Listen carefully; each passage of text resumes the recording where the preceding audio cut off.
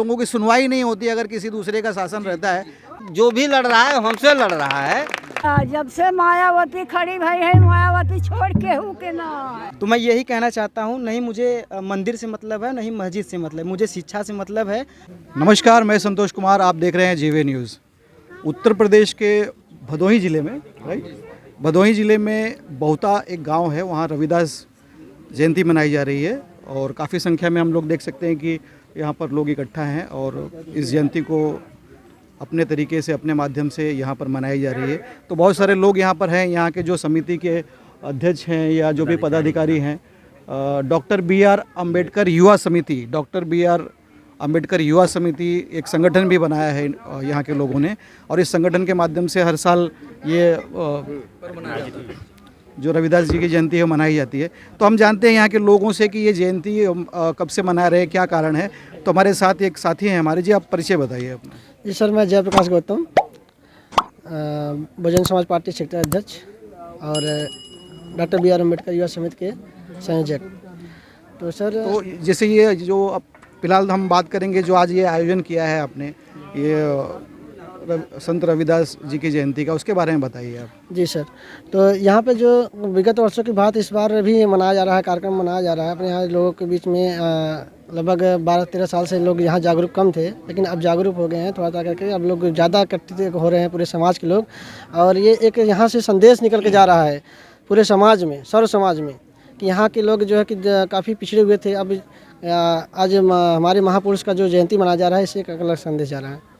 जयप्रकाश जी, अगर मैं पूछूं कि ये जो संत शिरोमणि जी का जयंती मना रहे हैं, तो इसके पीछे एक मकसद जो होता है कि हर मूवमेंट के पीछे एक मकसद होता है, तो मकसद के बारे में अगर मैं कहूं तो क्या कहेंगे? मकसद यह है कि सर काफ़ी यहाँ पे पिछड़े थे लोग, और इससे एक महापुरुषों के संदेश जयंती मनाते वक्त और लोगों को, जितने बच्चे हैं, युवा साथी हैं, लोगों को एक अलग संदेश जाता है। लोग पढ़े लिखेंगे, इसके बारे में भी बताया जाता है। हमारे यहाँ के कार्यक्रम, इसी मंच के माध्यम से कार्यक्रम भी दिया जाता है। सावित्रीबाई फुले आर्थिक मदद योजना के तहत भी कार्यक्रम किया जाता है। लोगों को, बच्चों को प्रेरित किया जाता है पढ़ने लिखने के लिए, और उनके सभी महापुरुषों के बारे में जानें और पहचानें और सबको बीच में रखें। यही सब हम लोग का संदेश। और भी हमारे साथ यहाँ पर है साथी, सर जी भी हैं। सर बताइए, ये जो संत शिरोमणि रविदास जी की जयंती हम लोग मना रहे हैं, तो उसके पीछे क्या कारण है, क्या इससे मतलब मूवमेंट क्या चला रहे हैं, क्या संदेश देना चाहते हैं? परिचय बताइए सर, बहुत सीनियर हैं। मेरा नाम रमाकांत गौतम, मैं बहुजन समाज पार्टी का सक्रिय कार्यकर्ता भी हूँ। बहुजन समाज पार्टी के बारे में तो हम बाद में बात करेंगे। पहले मैं पूर्व कोऑर्डिनेटर भी रहा हूँ। ये जो आप पूछ रहे हैं, ये हमारे मान लीजिए धर्मगुरु हैं रविदास जी, और हम लोग काफ़ी दिनों से यहाँ जो है मना रहे हैं।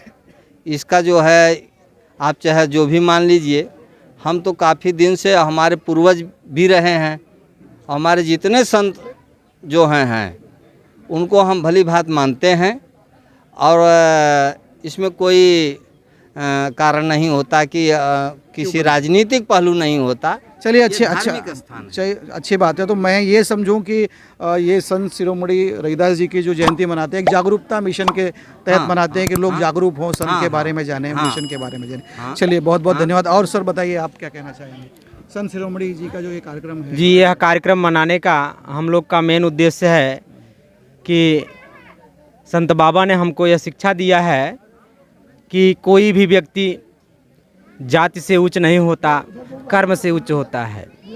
और इन्होंने बताया है कि जो हरि का स्मरण करता है वह हरि का होता है, और हरि जो है सबका होता है, भगवान किसी का नहीं है। इस कार्यक्रम को के माध्यम से हम लोग यह समाज में फैलाना चाहते हैं कि हम भी इस संत महापुरुषों के द्वारा बताए गए मार्ग का अनुसरण करें और हम अपने समाज को एक नई गति और दिशा प्रदान करें। चलिए, बहुत बहुत धन्यवाद साथियों। जैसा कि देखा आपने कि भी यहाँ संत शिरोमणि जी की जयंती के माध्यम से लोगों ने अपनी राय बताई कि क्यों मना रहे हैं और क्या मकसद है इसके पीछे और क्या संदेश देना चाहते हैं।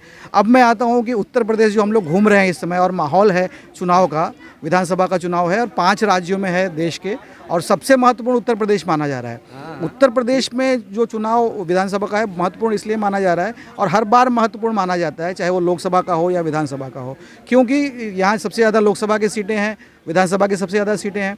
तो अब इस मौके पर हम ये भी जानना चाहेंगे कि चुनाव में जो यहाँ भी चल रहा है उत्तर प्रदेश में जो चुनाव का माहौल चल रहा है, मीडिया जो है और लोग या हम जो रोज़ देख रहे हैं, जिसमें ये बताया जा रहा है कि केवल भाजपा और सपा यानी अखिलेश जी और बाबा आदित्यनाथ जी, योगी जी की ही टक्कर है और कोई पार्टी इसमें टक्कर में है नहीं। तो जैसा कि अभी आपने देखा कि कुछ लोग यहाँ सेक्टर के बीएसपी के भी कुछ लोग जुड़े हुए हैं, तो हम उनसे जानना चाहेंगे कि राजनीति के पहलू को देखते हुए अभी जो विधानसभा के चुनाव हैं उसमें क्या इनकी क्या राय है और या ये क्या कहना चाहते हैं उस पर।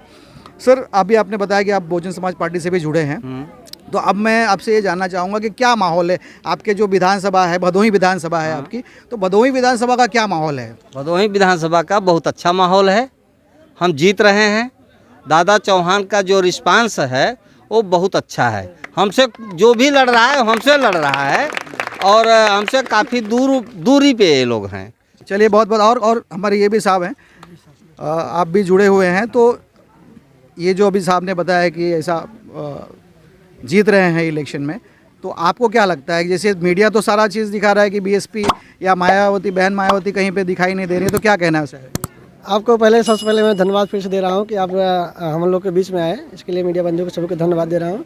और जैसा कि आप बता रहे हैं कि हर जगह से मीडिया एक गोदी मीडिया की तरह हो गया है, कोई संदेश, सही संदेश हम लोगों के बीच में नहीं देता, न टीवी चैनल हो चाहे कोई भी चैनल हो, XYZ एडवर्टाइजर हो, कहीं भी कोई संदेश बहन जी का कहीं दिखाई नहीं रहे हैं। लेकिन सब जगह से ये आवाज़ निकल के आ रही है कि बहुजन समाज पार्टी की सरकार बनेगी और सभी सर समाज का उत्थान होगा, तो बहुजन समाज पार्टी में होगा, अन्यथा कहीं नहीं होगा। क्या कहना चाहते हैं आप लोग, सब लोग? जी सर, जी बिल्कुल कहना चाहेंगे बीएसपी कि सबसे बड़ी चीज़ है कि जो बीएसपी है इसमें कानून व्यवस्था जो है बहुत अच्छे से चली है। कानून व्यवस्था के नियम के अनुसार जो सरकार ये चलती है, बीएसपी बहुत अच्छे तरीके से चलाते हैं। तो हम चाहेंगे कि इस बार सबकी सोच है, इस बार भले ही लोगों की नज़र में चुप नज़र आ रहे हैं, लेकिन इस बार बहुत अच्छे तरीके से बीएसपी आने वाली है। अच्छा, चलिए, आप और ये भाई साथी हैं हमारे साथ, ये बताइए क्या चुनाव के बारे में बताइए, क्या माहौल लग रहा है आपको? चुनाव एकदम टॉप 10 पर है। बहुजन समाज पार्टी मायावती जो है वो जीत रही हैं। क्या नाम क्या आपका बताइए? मेरा घनश्याम कुमार गौतम। हाँ जी, मैं बाबा साहब का जो है कार्यक्रम से भी जुड़ा हुआ हूँ। अच्छा, मिलकर से उनके विचार को लोगों क्यों अगर आप लोग जैसे कि अभी बता रहे हैं कि क्यों मायावती, बहन मायावती क्यों जीतनी चाहिए, आप बताइए कि मतलब आप लोग जो बोल रहे हैं कि नहीं आनी चाहिए, तो क्यों आनी चाहिए, ये बताइए आप। सर, उसमें क्या है कि जो बसपा शासन काल होता है उससे काफ़ी लोग, अधिकारी जितने भी होते हैं, जो उच्च वर्ग के होते हैं या जो निचले वर्ग के होते हैं, सब मतलब काम अपने नियम से करते हैं। अपने में जो है किसी के मतलब वो उनका हमेशा दबदबा रहता है, मतलब ऊपर से जब मतलब आप राजा ही मतलब ये कहना चाहते हैं कि जो है आप लोगों की सुनवाई नहीं होती, अगर किसी दूसरे का शासन रहता है तो वो सुनवाई नहीं होती आपकी, यही कहना चाहते हैं? हाँ, जब राजा ही, देखिए बाबा साहब ने कहे थे कि संविधान कितना भी बढ़िया क्यों न हो, अगर उसको चलाने वाला गलत है तो अंततः वो गलत साबित होगा। चलिए, बहुत धन्यवाद। अभी कहा बताया इन्होंने कि बाबा साहब ने एक बात कही कि संविधान कितना भी अच्छा हो, लेकिन अगर वो गलत हाथों में चला जाएगा तो संविधान का कुछ महत्व नहीं रह जाएगा। तो और भी नवयुवक भी है हमारे साथ, क्या कहना चाहेंगे आप? सबसे पहले आप सभी को धन्यवाद। और यहाँ पे हमारे जो जितने भी साथी खड़े हैं, जय भीम नमो बुद्धाय। मेरा नाम सुरेंद्र कुमार है और मैं पॉलिटेक्निक का छात्र हूँ। तो मैं यही कहना चाहता हूँ कि सरकार किसी का भी हो और संविधान के दायरे में काम करे, संविधान के विरोध ना जाए। और ये जो सरकार किसी की भी हो, ठीक है, सरकार तो हमेशा अपना बोलते रहती है कि भाई हम अच्छा ही कर रहे हैं, कोई सरकार तो कहती नहीं कि हम खराब कर रहे हैं। तो आप क्या चाहते हैं? आप अभी वोट दे रहे हैं कि नहीं इस बार? हम दे रहे हैं और इस बार बहन जी आ रही हैं यूपी में। और मैं एक छात्र का दिल की बात में बताना चाहता हूँ, ये जो चुनाव का माहौल है और ये जो हमें सबसे बहुत बुरा चीज़ ये लगता है कि जो हिंदू मुसलमान करके चुनाव लड़ाया जाता है। कौन हिंदू मुसलमान कौन कर रहा है? हिंदू मुसलमान ज़्यादातर तो अगर देखा जाए तो बीजेपी ज़्यादा ये मुद्दा उठाती है, हिंदू मुसलमान। तो मैं यही कहना चाहता हूँ, नहीं मुझे मंदिर से मतलब है, नहीं मस्जिद से मतलब, मुझे शिक्षा से मतलब है और हमारी वैकेंसी क्लियर कराई जाए और बच्चों को रोज़गार मिले। चलिए बहुत बहुत, जैसे कि अभी छात्र हैं ये बता रहे हैं कि भाई हमको मंदिर मस्जिद से कुछ लेना देना नहीं है, हमें एजुकेशन चाहिए। बहुत अच्छी बात कही है। मस्जिद से हम क्या करेंगे सर? और एजुकेशन की जो बात कही है, तो मैं एक बार और सवाल पूछना चाहूँगा कि जैसे आपने एजुकेशन की बात की, तो सरकार जो अभी बीजेपी की है या सपा की रही, उन लोगों ने भी तो एजुकेशन के बारे में बहुत सारी बात कही। तो आप क्यों ऐसा चाहते हैं कि मायावती की सरकार में बेहतर शिक्षा व्यवस्था हो सकती है? अभी बताया कि कानून व्यवस्था अच्छी हो सकती है, ऐसा क्यों लगता है आपको? ये हो सकती नहीं, ये होता है, ये होता है। उन कानून व्यवस्था भी उनके में ठीक रहता है और लड़कियां ज़्यादा सुरक्षित रहती हैं। अभी हाथरस वाला कांड पूरा इंडिया नहीं भूला है, जो कि संविधान के वो खिलाफ जा कर के वो काम हुआ। तो हम यही कहना चाहते हैं कि हमें मंदिर मस्जिद से मतलब नहीं है। हम पढ़े लिखे युवा हैं, हम पढ़ लिख करके डिग्रियाँ हासिल करके हम मंदिर में घंटा बजाने नहीं जाएंगे और घंटा बजाने के लिए हम तैयार नहीं हो रहे हैं। ये अच्छी बात है, धार्मिक चीज़ें हैं। जो राम मंदिर तैयार हो गया, हम भी उसके लिए खुशी है हमारे दिल में। लेकिन ये अभी 2 साल से अगर देखा जाए तो करीब बच्चे ज़्यादा परेशान हैं। एनटीपीसी का रिजल्ट आया, काफ़ी लोग युवा इतने पीटे गए हैं कि क्या बताएं आपसे। 2 साल हो गया आर्मी की वैकेंसी नहीं निकाली जा रही है। 2019 से एयरफोर्स का रिजल्ट अभी तक नहीं आया, जो देश की सुरक्षा के लिए लड़ते हैं। तो 3 साल से रेलवे की वैकेंसी नहीं निकली। तो मैं यही चाहता हूँ जितने भी हमारे युवा साथी हैं उन्हें रोज़गार से मतलब है। और हमारे तो अगर मैं बात करूं, क्योंकि कहते हैं ना कि वो एक मूवमेंट चला था बाबा साहब के बाद, मान्यवर साहब का बहन जी का मूवमेंट चला रही हैं, तो उनका कहना है कि अपने हित की सरकार जब तक नहीं होगी तब तक हम लोगों का काम नहीं होगा, तब तक हमारी सुनवाई नहीं होगी। तो अपने हित की सरकार की अगर हम बात करें तो उसके बारे में क्या कहें? देखिए, बाबा साहब ने संविधान लिखा और ये संविधान का अगर जो है कि ये जो बीएसपी पार्टी है, ये संविधान के मानते हुए अच्छी काम करती है। और बहुत से लोग हैं कि संविधान का भी विरोध करते हैं। तो मैं उनके लिए एक संदेश देना चाहता हूँ कि जिनके पुरखों की योग्यता संविधान लिखने की नहीं थी, आज उनकी औलादें संविधान मिटाने की बात करती हैं। और जिनके पुरखे संविधान लिख करके चले गए, आज उनकी औलादें सोई हुई हैं। तो मैं यही कहना चाहता हूँ, कोरोना में सबको पता चल गया कि देश किससे चलता है। मैं यहाँ तक कि काफ़ी मंदिरों में भी मास्क लगाया गया, तो सबको पता चल गया, ताला भी लगाया गया, मास्क भी लगाया गया। तो मैं यही कहना चाहता हूँ कि यीशु के मार्ग पर क्रिश्चियन चलता है, वेदों और पुराण पर हिंदू चलता है और अल्लाह के कुरान पे मुसलमान चलता है, लेकिन बाबा साहब के संविधान पे पूरा हिंदुस्तान चलता है। जय भीम, नमो बुद्धाय। चलिए बहुत बहुत धन्यवाद आप सभी लोगों का। और चुनाव की भी बात कही, तो आप सभी लोगों एक साथ में क्या कहना चाहेंगे अगर हम चुनाव की बात करें तो? बीएसपी जिंदाबाद। यहाँ पे दादा चौहान जीत रहे हैं और इनको जिता करके भारी मतों से विधानसभा भेजेंगे और बहन जी की सरकार 5वीं बार बनाएंगे हम लोग। ये हम लोगों ने ठाना है, बीएसपी को लाना है। तो बीएसपी की सरकार बनाने की यहाँ बात हो रही है और उम्मीद है, जो कि मीडिया नहीं दिखा रहा है, कहीं ना कहीं वो अवॉइड कर रहा है कि वो दौड़ में नहीं है, लेकिन यहाँ पर ऐसा काफ़ी लोगों काफ़ी जरा सा नहीं कुछ बताया। क्या कह रहे हैं। और साथी आइए सर, यहाँ पे आइए। और कुछ कहना चाहते हैं इस मुद्दे को लेकर के जो मीडिया नहीं दिखा रहा है? मीडिया कहता है कि बहन जी मायावती जी कहीं मैदान में ही नहीं है, क्या कहेंगे सर? सर ऐसा है कि पच्छा में जो चुनाव हुआ है उस पर मीडिया, अगर सोशल मीडिया जो है, जो मोबाइल के जरिए हमको पता चलता है, और वैसे इन लोगों ने मीडिया के माध्यम से हमको न टीवी चैनल पे दिखाया जा रहा है, न तो पेपर में दिखाया जा रहा है। पच्छा में जो भी चुनाव हुआ है, फर्स्ट और सेकंड में, वहाँ हम 20 हैं।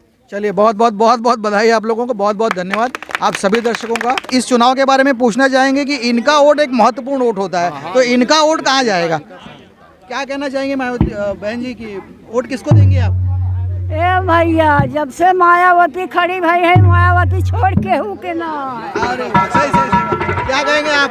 हाँ, मायावती। हाँ, मायावती। आप बताइए। मायावती।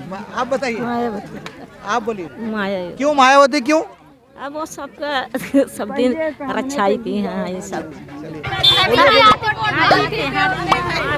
हाथी मेरी साथी। और बोलिए। हाँ, हाथी पे हाथी। हाँ, हम बोल रहे हैं। वोट किसको देना चाहती हैं? अभी चुनाव का माहौल है, किसको जिताना चाहती हैं आप? मायावती बहन जी को। क्यों मायावती जी को क्यों जिताना चाहती हैं? उनका शासन काल अच्छा था, वो सब सबके लिए अच्छा कर रही हैं। हाँ, सबको सुविधा दी है। हाँ, उनकी सरकार इसी तरह से अच्छी बनेगी। तो वोट किसको देंगी अभी? वो हाथी को। चलिए, आप भी बोलना चाहिए, वोट किसको देंगी? हाथी के। चलिए, बहुत बहुत धन्यवाद आप सभी लोगों का, बहुत बहुत धन्यवाद। Thank you.